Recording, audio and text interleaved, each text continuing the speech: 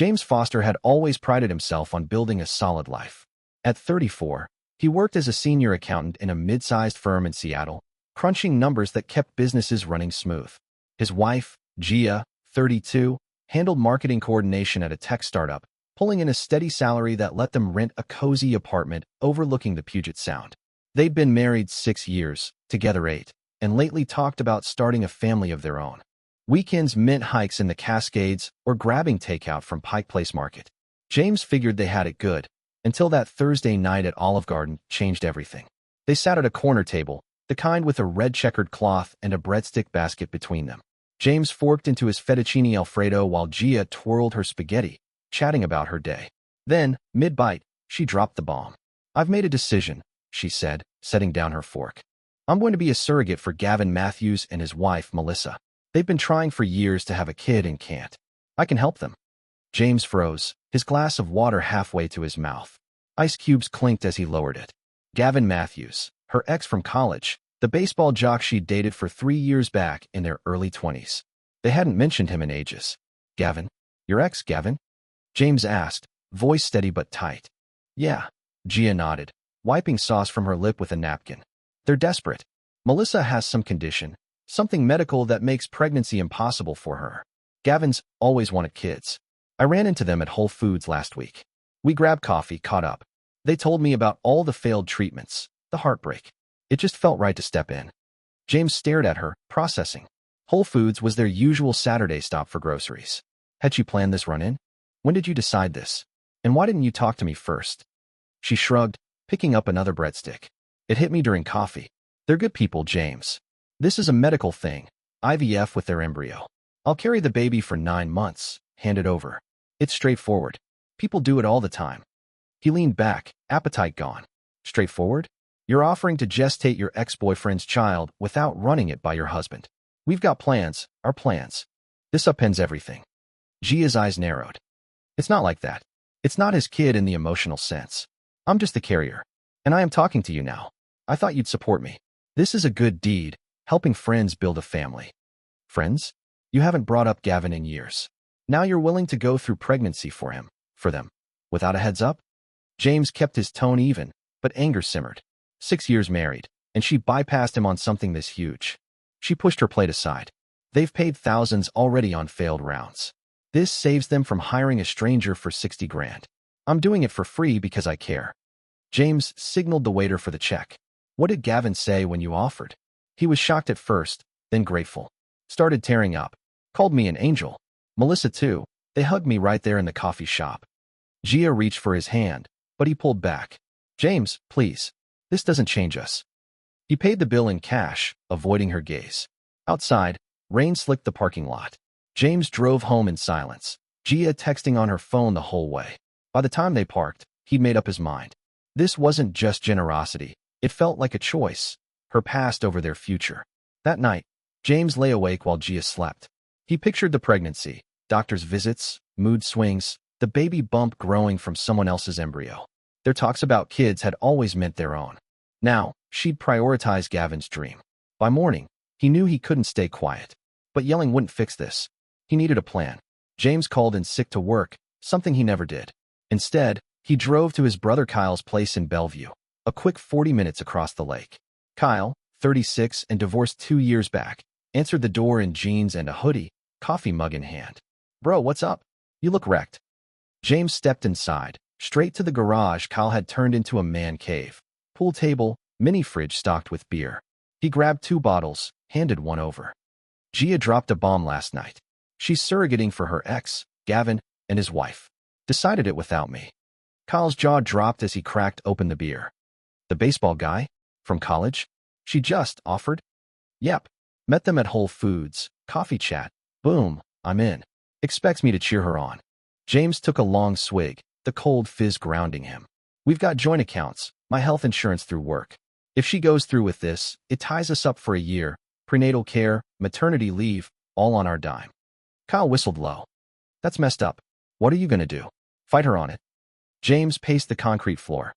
"Fighting makes me the bad guy, the jealous husband holding her back from a noble cause. Her friends, her family, they'd side with her. No, I'm letting her think I support it. But quietly, I'm protecting myself. Kyle raised an eyebrow. How? Divorce. Smart divorce. First thing Monday, I called Davidson and Associates, the firm that handled yours. Patricia Davidson, right? You said she's tough. Kyle nodded. Tough as nails. Cost me, but she got me half the house. Why divorce now? Because if I wait, she drains our savings on this. 80 grand total, mostly my dad's inheritance from last year that I stupidly put in joint. Plus, freezing accounts now blocks her access. And HR, I drop her from my insurance. Once we're separated, I'm not funding Gavin's baby. Kyle set his beard down. Harsh man. You sure? You love her. Loved? James corrected, throat tight. She changed lately. Distant, constant texts, calls she dodges around me. I thought party planning or work stress. Now it's clear, plotting this with her ex. They clinked bottles. You're playing it cool. Smart. But she'll freak when papers hit. Let her. She chose this path. James finished his beer, resolve hardening. By Sunday night, he'd ignored Gia's worried texts. Where are you? We need to talk. And mapped his moves. Monday dawned gray. He skipped work again, drove downtown to Patricia's office. She was sharp, mid-50s, no nonsense in a pantsuit. James laid it out. The dinner, the surrogate offer, no prior discussion. No kids, no joint property, just the apartment lease and accounts. Cars in my name, hers and hers. Patricia jotted notes. Washington's no fault, so irreconcilable differences work. Surrogacy's unusual. Has she signed a contract? Not that I know. Told me 3 days ago. Good. We file today, serve her at work. Freeze joint accounts immediately. Either spouse can during pending divorce. Drop her from insurance too. It's effective once separated. James signed the retainer, wrote a check for $5 grand. How long? 90 days minimum, but no assets means settlement in 4 to 6 months if she's reasonable. By noon, papers were filed. At 2, Gia got served at her startup office. Process server handed them over mid-meeting. Her calls flooded James's phone by 3. He let them ring, drove back to Kyle's. At 4, bank confirmed, accounts frozen. HR processed the insurance drop, effective end of week. Gia showed at Kyle's door at 7, eyes puffy, flanked by Gavin. Tall, still athletic at 32, and petite Melissa. Kyle texted James, company's here. He stepped out. We talk through lawyers now. James, please, Gia begged, voice breaking. I thought you'd understand. This is for them, not against us. Gavin cleared his throat. Look, man, no hard feelings. Gia's just helping out. James fixed him with a stare. You accepted my wife's offer without asking if her husband knew? That's on you. Melissa fidgeted. She said you supported it. Lied, James said flatly. Or assumed. Either way, she picked you over me. Gia clutched his arm. The embryo transfers Wednesday. We've prepaid the clinic 10 grand. If I back out, then choose, James said, pulling free. Your call. He shut the door on their protests, heart pounding but steady. The game had begun. James couldn't shake the knot in his gut as Wednesday morning dragged on. He'd crashed on Kyle's couch again, phone on silent, but notifications piled up, texts from Gia pleading, voicemails from work asking about his absences. He powered it off completely, focusing on the next steps. Patricia had warned him. The embryo transfer could happen any day now, and once it did, things got messy. Clinics required psych evals for surrogates, including home stability. A pending divorce? That might halt everything. James hoped it would. By noon, his phone buzzed with a text from Gia. It's done. Embryo transfer at the clinic. Praying it takes. No plea, no apology, just a fact. James stared at the screen, then deleted the message. Kyle clapped him on the back over lunch, sandwiches from a deli down the street. You holding up? Barely, James admitted, biting into turkey on rye. She's going through with it. Means 9 months of complications, prenatal bills, time off work. All while we're untangling the marriage. Kyle nodded. Patricia's got your back. What's next? Wait for her lawyer to push back. Leonard Baxter or something. She mentioned him in a call last night. James checked his watch. HR confirmed the insurance drop. She'll get a COBRA notice soon. Covers basics, but premiums are on her. That afternoon, the first call came from an unknown number. James answered on the 3rd ring. Mr. Foster? Leonard Baxter, representing Gia Foster. We need to discuss the divorce proceedings. I've got Patricia Davidson. Talk to her. Already did. She's formidable, but let's cut to it. Your wife's in a tough spot. No access to joint accounts. Kicked off insurance right as she's potentially pregnant. She can't pay rent, buy groceries, cover her car payment. You've left her destitute. James gripped the phone tighter, pacing Kyle's living room. She earns 45 grand a year at the startup. She can manage.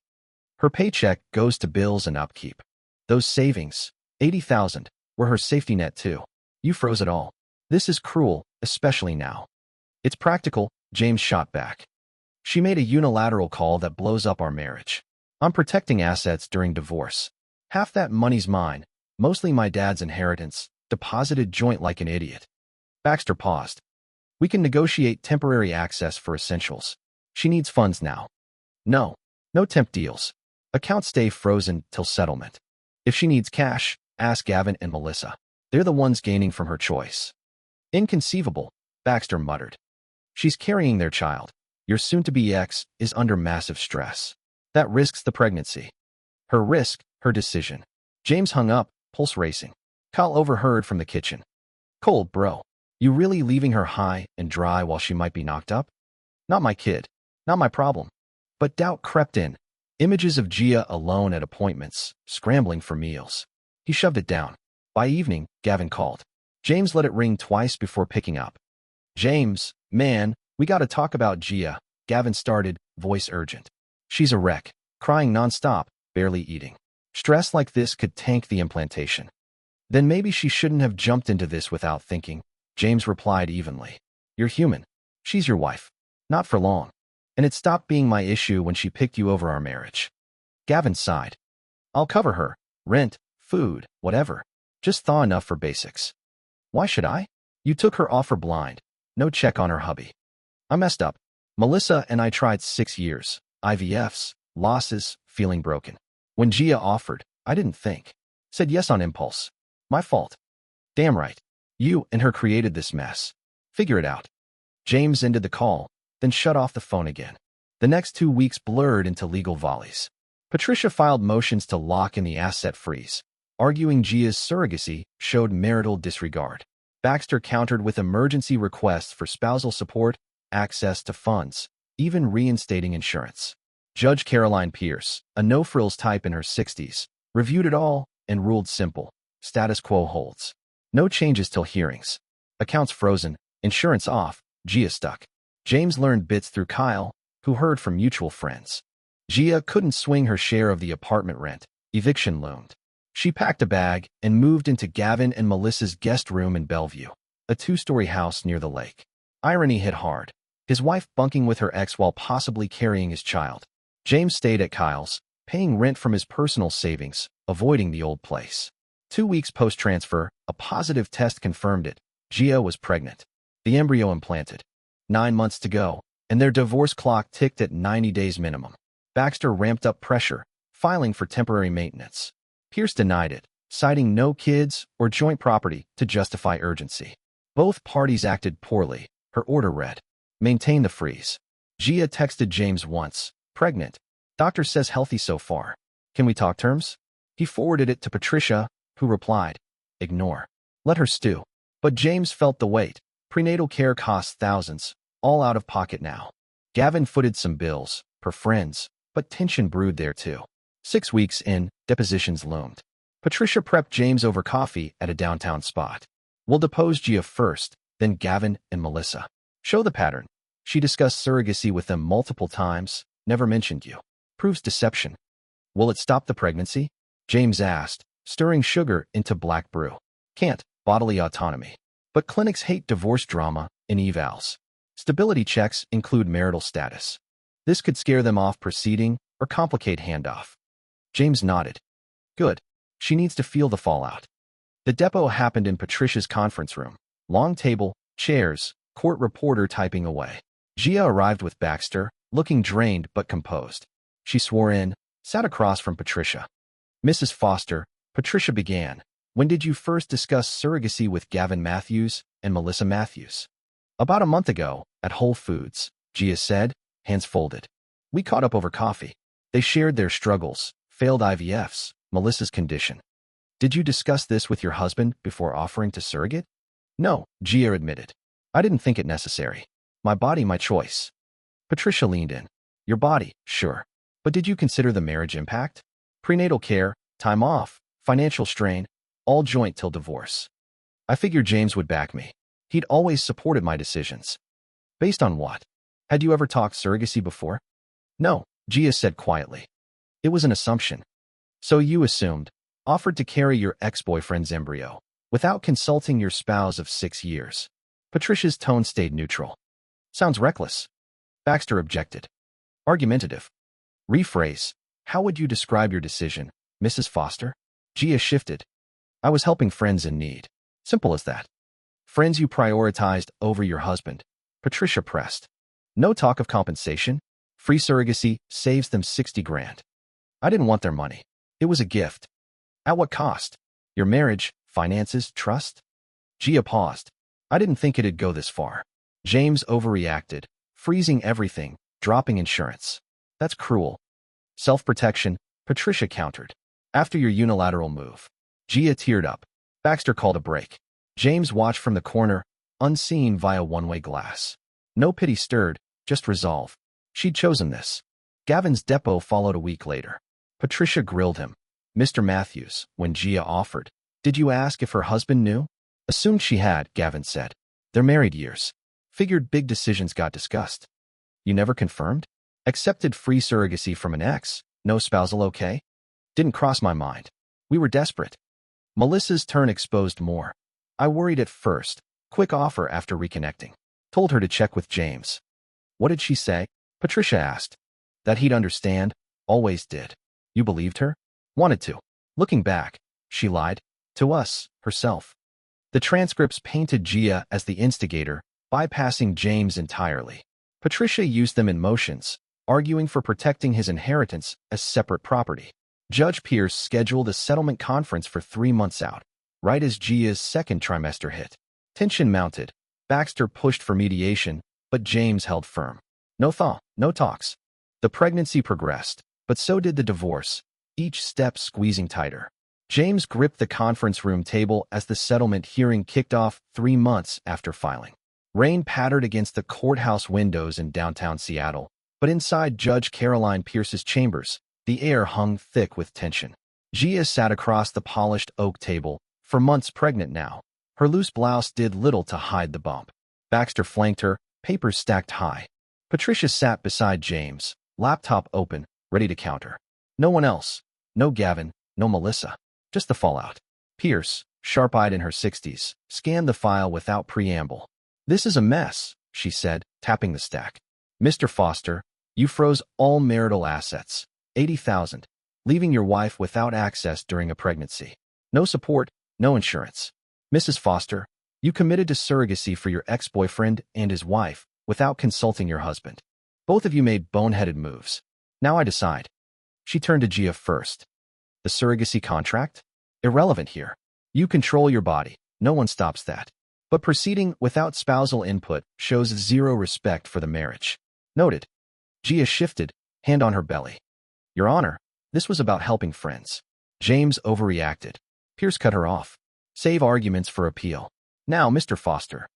She fixed on James. Freezing everything? Vengeful. You had options, temporary allowances, spousal maintenance. Chose the nuclear route instead. Also noted. James met her gaze. She bypassed me on a life-altering decision. I protected what's mine. Enough, Pierce said. Here's the ruling. Mr. Foster's inheritance, 60,000 from his father, stays separate property.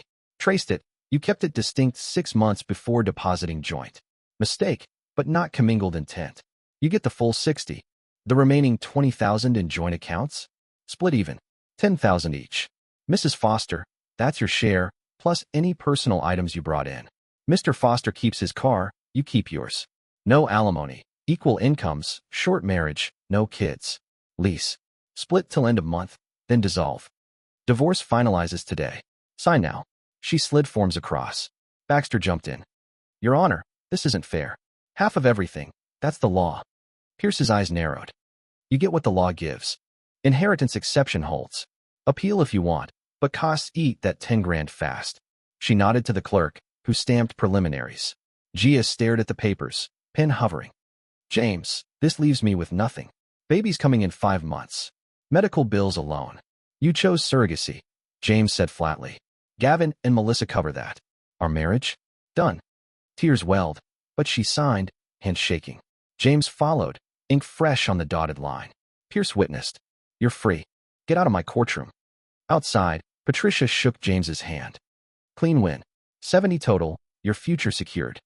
Doesn't feel like winning, James muttered, watching Gio waddle to the elevator with Baxter. She glanced back once, eyes pleading, but he turned away. 2 weeks later, the funds hit James's new solo account. 60 from inheritance, 10 from joint. He paid Patricia 20 grand in fees, worth every penny. 10 more went to Kyle for rent. The rest? Locked in a protected savings. He signed a 1-bedroom lease in Capitol Hill, close to work. Boxes unpacked by weekend. Clothes in drawers, laptop on desk. First night alone, he ordered pizza, cracked a beer. Quiet hit different. No Gia's laughter, no shared bed. But relief edged in. Work ramped up, his boss noticed the focus, bumped him to lead accountant. Paycheck rose 15%. Evenings freed for gym runs along the waterfront or beers with Kyle. Dates started casual, coffee with Sarah from accounting, dinner with Lisa from a networking event. No strings, just normalcy. Then, 5 months post-divorce, Melissa called. James answered on the second ring, mid-jog in Discovery Park. What? James, it's Melissa. Need to tell you something. About Gia and Gavin. He stopped, breath heavy. Not interested. Listen, it's big. They're together. Have been, since spring last year. Before the surrogacy offer. World tilted. What? Found texts on Gavin's phone. Affair, ongoing. The surrogacy? Cover. She wanted his kid. James's fist clenched around the phone. Embryo was yours, IVF records. Wrong. Gavin swapped them. Used his sperm, Gia's egg. Baby's theirs. She lied to everyone. Rage boiled, then iced. Why tell me? Divorcing him. Suing both for fraud, emotional distress. Got texts, clinic logs, proof. You deserve truth. Weren't cruel. You were right to protect yourself. James hung up, sat on a bench overlooking the sound. Pieces clicked. Gia's distance, secret calls, Whole Foods run in. Not help, plot. He'd divorced over betrayal, not just surrogacy. Vindicated, but hollow. Melissa's suit hit courts 2 months later. Local news exploded. Seattle surrogacy scam. Wife fakes altruism for lover's child. Gia's photo splashed headlines. Pregnant, defiant. Gavin lost his coaching gig at the community college. She got fired from the startup. Comment sections raged. Cheaters, karma. They hold up, dodging reporters. James watched from his balcony, coffee in hand. Kyle called that night. Saw the news. How you holding? Vindicated, James said. She played us all. Move on, man. You did. He did.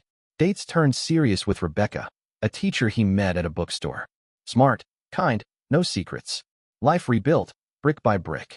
James sat in his Capitol Hill apartment, scrolling news feeds on his laptop when the headlines hit like a freight train. 6 months after the divorce, Melissa's lawsuit against Gia and Gavin exploded across Seattle outlets. Surrogacy fraud. Ex-wife fakes altruism to conceal affair baby. The story detailed the affair, text from spring, secret meetups at coffee shops and motels, framed as a calculated scheme. Gavin had bribed a clinic tech to swap embryos, using his sperm and Gia's egg instead of theirs. The altruistic surrogacy? A smokescreen to start a family while dodging James's notice. Court docs leaked. Timelines, messages, even audio of Gavin admitting the switch to Melissa. Reporters swarmed Gavin's old coaching office at the community college. He got canned that afternoon. Contract voided for ethics breach. Gia's startup fired her via email. PR nightmare. They said, no room for scandal. Friends cut ties. Social media lit up with blocks and unfollows. Baxter dropped her case, citing conflicts. The couple vanished from their Bellevue house, sublet in a rush, dodging process servers. James forwarded the articles to Kyle. Knew it was deeper. Kyle replied instant. Karma's a beast. You okay? He was more than okay. Vindicated, the anger from Olive Garden finally cooled. Rebecca, his girlfriend of 3 months, a third-grade teacher with a quick laugh, squeezed his hand over dinner that night. Proud you walked away clean, she said. No details needed. She got the gist. The baby came March 15th, right on term. James heard through a mutual friend. Healthy girl, 7 pounds even, named Emma. No birth announcement, but hospital records leaked to tabloids. Gavin and Gia checked out fast, no fanfare. They scraped into a 1-bedroom in Kent, south suburbs. Cheap rent, but utilities lacked. Gavin scraped odd jobs, delivery gigs, warehouse shifts, nothing steady. Gia freelanced marketing online, but clients ghosted once her name hit Google. Diapers ran short, formula stretched thin. Melissa's suit dragged into summer. She claimed fraud, breach of contract, intentional infliction, demanding 50 grand plus punitive. Depots under oath gutted them. Gavin confessed the swap, tears streaming. Desperation made me stupid. Gia admitted the affair, wanted our life back, thought James would never know. Judge Pierce, same from the divorce, presided again. Deceit on this scale? Unforgivable, she ruled in July. Melissa got $35,000 damages. Texts proved emotional toll, plus court costs. Gavin and Gia? Ordered to pay in installments, starting $500 monthly. They appealed, but legal aid denied, pockets empty. News cycles churned. Talk shows dissected the Seattle baby bust, warning on surrogacy risks. Clinics tightened protocols, mandatory spousal consent forms, psych evals doubled. James caught a snippet on local TV, muted it. Kyle invited him to a Mariners game. He went, hot dog in hand, cheering a double play. Life normalized. Fall brought routine. Mornings with Rebecca, coffee runs before her school drop-offs. James's promotion stuck. Lead accountant now. Team of 4 under him. Savings grew. He had a down payment on a condo near Gasworks Park. Holidays loomed. First without Gia, but with Rebecca's family. Warm, no drama. Then, 8 months post-birth, Gavin called from a blocked number. James answered, wary. Don't hang up. It's about the debt. We can't pay. Repo man's at the door for Melissa's car payment we covered. Not my circus, James said. Look, man, Emma's sick. Ear infection, no insurance. Gia's working doubles at a diner, but handle it. You built this. Gavin paused. Fair. Just, sorry. For everything. Click. James blocked the number, told Rebecca later. She nodded. Boundaries matter. By spring, Emma's first birthday, rumors swirled. Gavin skipped town for a construction job in Tacoma, leaving Gia with the baby and bills. She applied for aid, got partial food stamps. The lawsuit payments? Defaulted, Melissa garnished what little wages Gia earned. No jail, civil only, but collection calls hounded them. James proposed to Rebecca on a hike in the Olympics. Ring simple, her yes echoing off the trees. Wedding planned for summer, small, beachside in Alki. Invites went out. No exes, obviously. He hadn't seen Gia since the courthouse, but closure settled in. Betrayal's sting faded. Consequences spoke louder. One rainy afternoon, Kyle texted a photo. Gia at a Kent bus stop, Emma in a stroller, bags heavy with groceries. Spotted this. Thought you'd want heads up. James deleted it. No gloat, just fact. Choices catch up. He drove to Rebecca's instead, helped pack for their move. Future ahead, past buried. 2 years after the divorce, James sipped coffee at a Fremont cafe, scrolling emails on his phone. The spot bustled with morning rush, commuters grabbing lattes, baristas calling orders. Rebecca sat across, stirring her mocha, chatting about school plans. Their wedding had been 6 months back. Simple vows on Alki Beach with 50 guests, Kyle best man. Life settled. Shared condo in Capitol Hill. Her cat named Max. Joint hikes every weekend. James's firm promoted him again. Manager now, overseeing audits for tech clients. Savings padded. Talk turned to kids, their own. The door chimed. James glanced up, froze. Gia entered, pushing a stroller, diaper bag slung over her shoulder. Emma, toddler now, clutched a sippy cup, curls bouncing as she babbled. Gia scanned the room, spotted him. Her step faltered, but she approached the counter, ordered a black coffee to go. Paid, then wheeled over to his table. Rebecca tensed, hand on James's arm. James, Gia said, voice low. Can I sit? Just a minute. Rebecca eyed her. James nodded once. Quick. Gia parked the stroller beside, Emma gnawing a cracker. Emma's 2 today. Got her a cupcake later. No smile, just fact. Happy birthday, James said neutrally. Gia stirred her cup. I know about the news, Melissa's win, everything. She told you the truth. James set down his mug. Yeah, affair, embryo swap. Whole scam. Gia's eyes dropped to the table. I lied. To you, them, myself. Wanted Gavin back. Old feelings hit hard when we reconnected. Convinced myself surrogacy covered it. Got us a family without blowing up your life. Rebecca interjected. You blew it up anyway. James lost trust, time, everything. Gia nodded. Deserved. After the birth, Gavin bailed half the time, jobs in Tacoma, then gone. Left me with Emma, bills. Lawsuit payments? We defaulted. They garnish my diner wages now, $300 a check. Freelance dried up, names poison online. James leaned back. Consequences. Big ones. Eviction last month. Moved to a studio in Ballard, food stamps stretch thin. Emma's ear infections, daycare costs. I work doubles, but it's scraping. She glanced at the stroller. She's innocent in this. Rebecca squeezed James's hand. What do you want? Closure. Apology. You were good, better husband than I deserved. Early days, I loved you. Real. But Gavin returned, and I chased ghosts. Ego, stupidity, ruined us to feel important. James met her gaze. Regret now? Or caught? Both. Caught hurts, but regret's deeper. Saw your wedding pic online, happy. You moved on right. Learned from it. Boundaries, honesty. Rebecca's that, no games. Gia stood, adjusting the bag. Won't bother again. Just needed to say, you were right to leave. Deserved better. Take care. She pushed the stroller toward the door, Emma waving by without knowing. James exhaled as the bell chimed again. Rebecca touched his cheek. You good? Yeah. Closed book. They finished coffee, walked out into drizzle. James drove to work, radio on low. News recapped surrogacy reforms. New laws mandating full disclosure, spousal consent in contracts, clinics liable for swaps. Seattle clinics shuttered temp. Feds probed the one Gavin bribed. Tech fired. Charges pending fraud. Gavin surfaced in Portland. Low-wage labor, dodging warrants. Gia? Diner shifts. Single mom grind. Lawsuit shadow long. Kyle called midday. Heard from her. Spotted at cafe. Apologized. Spilled regrets. Believe it. Doesn't matter. Past done. James hung up. Filed reports. Evening brought Rebecca home. Dinner of stir-fry. Talk of baby names. Bed shared. Arms linked. No ghosts. Months later, James coached Little League in Green Lake. Volunteer gig. Kids swinging bats. One game. A dad in the stands nodded familiar. Turned out, mutual friend from Gia's circle. She asked about you. Says Emma's walking fine, starting preschool on scholarship. James adjusted the pitcher's mitt. Good for them.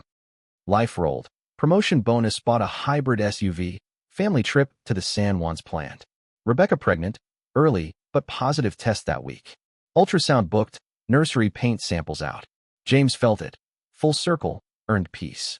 One night, scrolling channels, a doc on surrogacy aired. Hidden costs of deception.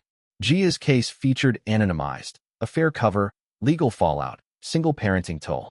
Expert warned. Lies erode everything. Truth's the only rebuild. James muted it. Pulled Rebecca close. Our story's better. She kissed him. Damn right. No more looks back. Betrayal taught. Protect your peace. Build on solid. Gia lived her choices. James his. End of tale. New chapter open.